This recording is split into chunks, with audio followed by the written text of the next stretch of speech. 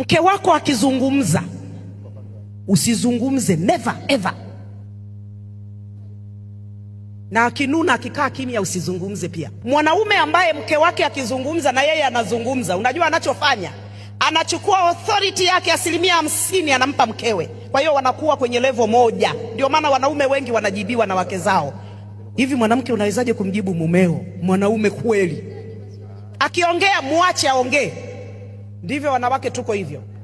Usipojibu, sasa mwanamke anajiuliza, ananiwazia nini? Mbona hasemi? Usikute ataniambia kesho niende kwetu. Mbona hasemi? Lakini wababa wengi na wao mke anasema na yeye anasema. Usiseme. Baba, rudisha heshima nyumbani ulioipoteza.